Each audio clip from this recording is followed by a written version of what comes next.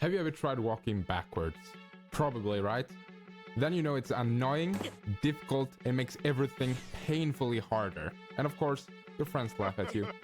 So I had the brilliant idea to do all of this in the Legend of Zelda Breath of the Wild. The easiest way would be to just walk in a straight line straight to Ganon. So obviously, we're not doing that. That would be too easy. Add all 4 Divine Beasts into the mix. Picture the pain while trying to solve every single puzzle and boss while looking in the wrong direction. Realistically, how do we get Link through the game walking backwards and still defeat Ganon? We'll have to use every tool in our arsenal, but there's one golden rule. No moving forward.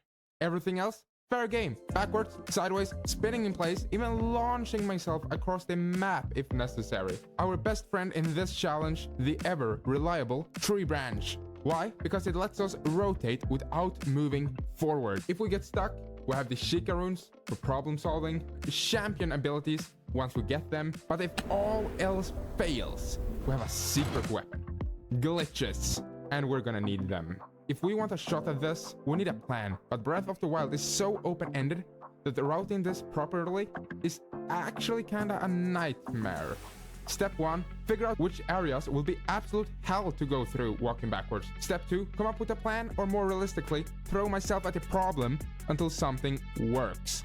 Once we've suffered through all of this, we'll finally have an answer to the question, can you beat Breath of the Wild walking backwards? First problem, the Shrine of Resurrection. How are we supposed to reach the Sheikah pad if we can't move forward? And if we somehow make it there, we got another nightmare, the Mountain of Doom, a tiny ledge standing between us and the ability to walk backwards.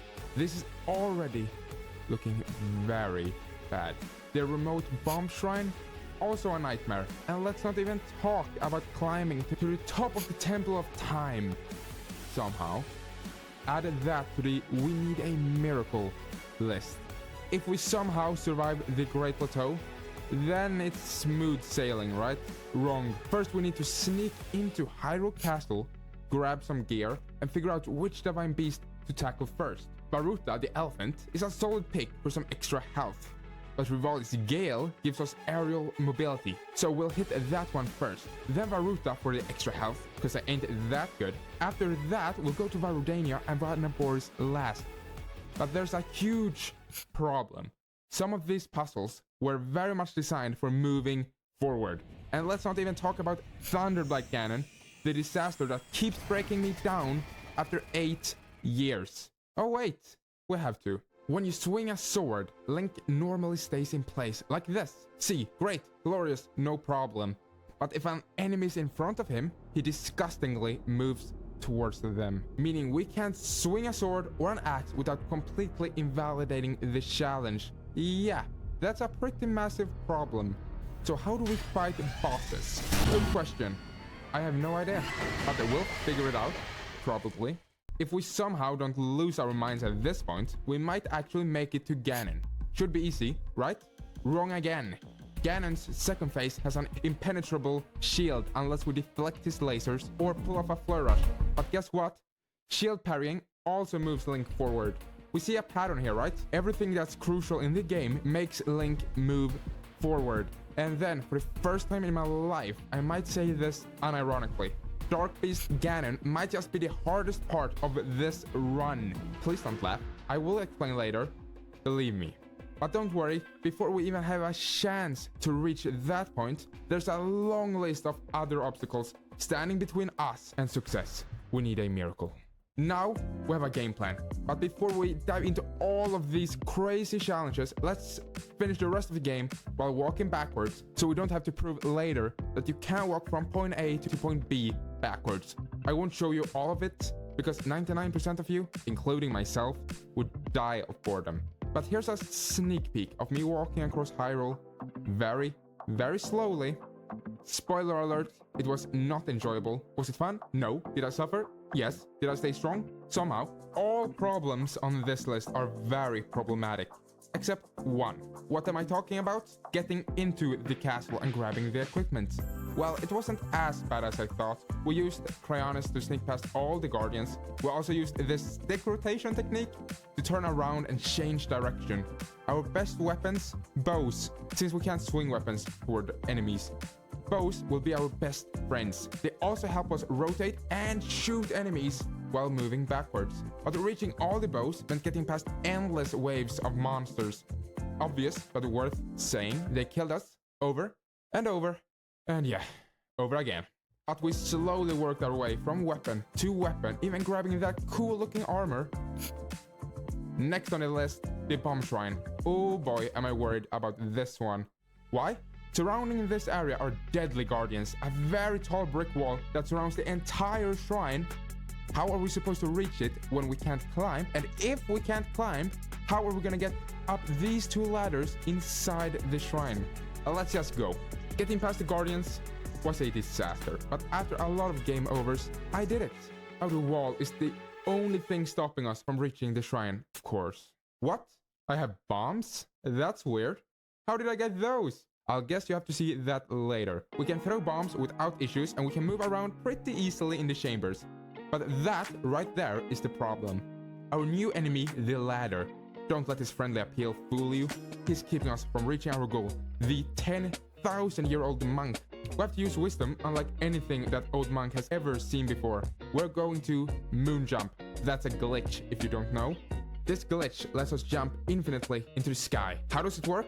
Simple. Switch to another save file, in this case master mode, go to the bow and arrow shooting minigame. Instead of shooting the targets, ride up a mountain, jump off the horse and paraglide to a wild horse. If we're still on an untamed horse, when the timer hits 0, boom, the game breaks. And we can now jump infinitely. Then we go back to our main save and we now have moon jump. Using this, we skipped the ladders and made it all the way to the monk. Problem solved. We can also use this to get up the Temple of Time. 2 birds, 1 stone, 2 problems off our list. Bam! And with that, the Great Plateau is mostly complete. I just need to figure out a way to prove that the Shrine of Resurrection can be beaten. Well, yeah, we'll take a look at that later. No need to beat around the bush for much longer. After you're done with the Great Plateau, it's Divine Beast time, and there are 4 of them. Oh boy, I'm terrified. You might assume that doing them backwards is going to be a nightmare. Tons of puzzles, 4 bosses, and missions just to reach them. And if you think that, you'd be so right and so wrong at the same time. Let me explain. 3 of them, not as bad as you'd think. Baruta, Meadow, and Redania. Their bosses can all be taken down with arrows. And guess what? We can use arrows. So we're in the clear there. Even Fireblight Ganon's shield, remote bombs, take care of that, no problem. So those 3 bosses off the list. But I left 1 out, didn't I? Thunderblight Ganon. Without question, the hardest boss of this entire challenge. I don't even know if it can be beaten. No, I'm not just saying that for suspense. I genuinely have no idea. But before we dive into that disaster, let's just see how tricky the other Divine Beasts are first. Well, the real challenge, getting into the Divine Beasts. Varuta wasn't too bad, because we can just use the waterfalls. As long as we position ourselves just underneath them, we just go straight up. Easy. Now, let's talk about Redania. The path there, tricky? Yes, but not too bad. Revolve Scale lets us fly over all the deadly Lysolphos camp, a few bombs and we're golden. Then we meet up with this guy, Jonobo. He helps us walk up the mountain very, very slowly with his belly in my face the entire trip up. Next up, Meadow. Destroying the shield around Meadow was tricky, but the unlimited stamina tied to this part of the game was a huge help. So no real problem here either. The puzzles themselves in these 3 Divine Beasts, not too bad. Nothing to write home about. So 3 Divine Beasts down without any major gripes. Of course, that means Thunderblight Ganon is where the real problems begin. Oh boy, let's talk about the worst of the worst, Divine Beast Naboris. If you want to see me break, this is where the real gold is. Naboris already has some of the trickiest puzzles in the game on a normal playthrough, but playing backwards it becomes a nightmare. And then there's my sworn enemy, Thunderblight Ganon. Stun attacks, lightning fast moves, and an unbreakable shield because I can't use normal weapon attacks. Great. But before we even get there, how are we supposed to board the Divine Beast? We have to get past an entire camp filled with assassins, the Yiga clan. How are we gonna do that? Does this look quiet and graceful to you? I was ready for a huge fight. I was thinking I was gonna have to collect ancient arrows and fight like crazy. But actually, this part can be just skipped with Rival's Gale. Done. And Master Koga? Well, he's a joke. Just shoot an arrow or throw a weapon. Done. So let's board Naboris. Oh wait, as you all remember, you're supposed to ride a sand seal and stay inside Riju's protective shield to avoid being fried while shooting bomb arrows at Naboris' weak spots. Small problem, Riju's shield isn't tied to Link, it's tied to the sand seal. Priorities, huh? The true hero of the game is apparently the sand seal, so as any sane person would do. I abandoned the safety of Riju's shield and started walking backwards toward Naboris' weak spots. Smart? Not really. But hey, might work. Then we hear it. The sound of an electric attack charging up. Be ready to die, Link. Zap! That hurt. But hey, Link is still alive. Does Daruk's protection work against these attacks? Yes, it does. So use Daruk's protection, fire at the legs, and somehow it works. Who would have thought? Of course. Now Riju's in the cutscene, taking all the credit. Typical. Let's talk about the puzzles. Some are straightforward. This one, normal. These two in the camel's humps, also normal. That's 3 down, but these last two, a nightmare. One requires a long jump. I usually just run off the ledge and jump to reach it, but I can't get that kind of jumping distance while moving backwards. And then this one. I hate this one. Why? Because you have to push it. We'll get to that one in a second. Thankfully, after some tinkering, I figured out I could just use Rival's Gale for the first problem. 4 down, 1 to go. Now, about the pushing mechanism. Obviously, I can't do it normally. Can I walk backwards into it? Will that work? Nope. The light bulb didn't move, but this thing started to rotate extremely slowly. So maybe, just maybe, if I just push it a little bit more, the light bulb will move? Okay, that took forever. But hey, it worked. And then now for the other side. We solved it. Great. Now, it is time to lose my sanity. Thunderblight Ganon. Well, that were quick deaths. Let's go again. Okay, so here's the problem. We can't Flare Rush, we can't break his shield. Can bomb arrows do the trick? Nothing? Great. Bomb arrows aren't his kryptonite. Do Sheikah bombs work? No. Can I throw weapons at him? Rest in peace, my weapons. Rah! That didn't work either. But wait, it did break half his shield, just like Daruk's protection. That's progress. Oh, never mind. His shield regenerates in 2 seconds. I don't see a way to beat this guy without using normal weapons. This fight is just unbeatable. Let's move on to the next problem and mark this one as impossible. But the real question is, can the final boss be beaten? Deadly lasers, blazing speed, a ridiculous arsenal. Calamity Ganon is the ultimate final boss. Or is he? Because for this run, Dark Beast Ganon is actually the bigger problem. Yes, he's slow, but so massive that he actually becomes fast. Confused? Let me show you. The weak point targets are on his sides, right? So we start walking towards them, but after a while, he realigns himself with us. That means we can't hit the targets. Oh, and when he realigns, he fires his lasers. Yeah, we're dead. If we can't reach those targets, this might be another Thunderblight level disaster. But before we can even worry about Dark Beast, we need to reach and prepare for Calamity Ganon. Preparation is simple. We need an ancient shield to deflect Calamity Ganon's lasers and destroy his otherwise unbreakable shield. Since we can't Flare Rush or parry, we're also grabbing the Barbarian armor for extra damage. Now, to get the ancient shield, we need Guardian materials. Luckily, when we were in Hyrule Castle earlier, we grabbed some ancient arrows. So let's just walk up to these killer machines and boom! Parts acquired. We'll light the blue flame, talk to Robbie, buy our shield, and... oh, look, a labyrinth is just outside his house. Perfect. With all the revolve, scale, and paraglider practice we had before, we can just glide over, pop a stamina elixir, and grab the first piece of armor. Funnily enough, this was actually the hardest labyrinth to complete.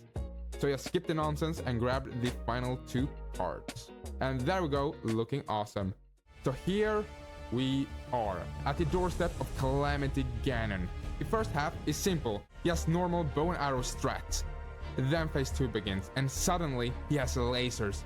But with our ancient shield, no problem. Just reflect that laser back in his face, fire a few arrows, and done. Now for the real challenge.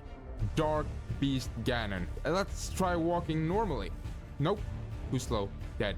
Try again, dead. And again, dead. Maybe revolve scale plus paragliding will give us some more speed? Yes, it works. We can now reach and shoot the target. Let's move to the other side. Dead again. Oh. New plan, avoid his giant hooves. If we walk underneath him, time his rotation just right, then shoot the target on the other side. It actually worked. We fire at his belly, then the final target, his eye. Can we just walk straight forward and position ourselves to be able to shoot his eye without dying? We try, we succeed. One final revolve scale. We fire. Yes! We did it. We proved the final boss can be beaten walking backward. But we're not done yet. Because after everything we've done, none of it matters if we can't escape the very place where the game begins. The Shrine of Resurrection. And one of the hardest obstacles of this challenge. If we can't make it past here, all the work we have done so far will be for nothing. The run will not be possible. So what do we have to work with? When you start the game, Link spawns right here. Normally, he just walks forward and grabs the Sheikah Slate. We can't do that for obvious reasons. We also don't have a weapon, so we can't rotate around. We're basically soft locked. The only movement we have is backwards, which leads nowhere. If we can't do anything, we're stuck. Most people would probably give up and say it's impossible. But we can't do that, because of course we can't. We are going to get a stick by wrong warping.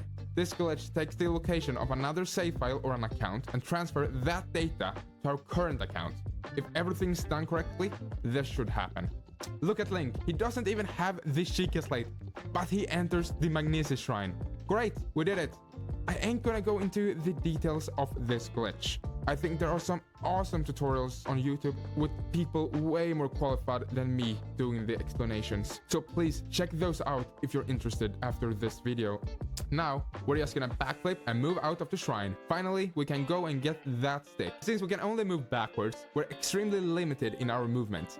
Once we move backwards, we can't go forward again until we find a stick. Luckily, there's a forest right behind us. That's why I choose the Magnesis Shrine.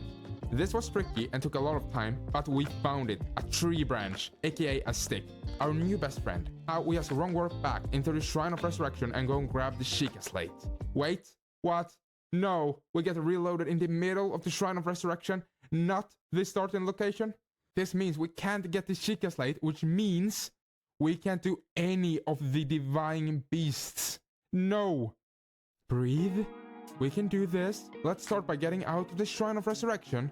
Oh right, we don't have the Sheikah Slate, but the game seems a little bit confused about that. We did it, we made it out. But no. A wall? Seriously? We could moon jump, but where's the fun in that? Let's switch it up a bit. I couldn't get the barrels to work. Not sure if it's possible. If you know, tell me in the comments. I really want to know. So I had a crazy idea. What if we use the water right here and create a Cryonis ice pillar? Let's wrong warp into the Cryonis shrine, grab Cryonis and wrong warp back. That was very tedious, but I did it. Now backflip over the ledge. Man, that didn't work. The distance is way too far. I wrong warped and got the remote bombs from the bomb shrines. Alright, now we place the bomb, backflip and explode. The explosion pushes us over the ledge. Yes! We just beat the Shrine of Resurrection. I can't believe it. We actually did it. Whoa, that walking in the cutscene doesn't count. Cut away from it. Thanks. Whew, I can relax. We made it out. But we still don't have the Sheikah Slate. Without it, the rest of the run basically doesn't work. We're screwed. I seriously have no idea how to solve this. And then this happened. If I hadn't gotten it on film, no one would ever have believed me. I was just walking toward the Crayon Shrine when the Sheikah Slate cutscene starts playing. The game assets aren't even loaded. Link gets pulled through the ground somehow and grabs the Sheikah Slate. Then the scene loads up and we're back at the starting location. Dude, I was so afraid the game had reset all my progress, but no, it didn't. And just like that, we have the Sheikah Slate. Against all odds, we actually did it. The Sheikah Slate is ours and the run is alive. And now we have gone through every single obstacle on the list.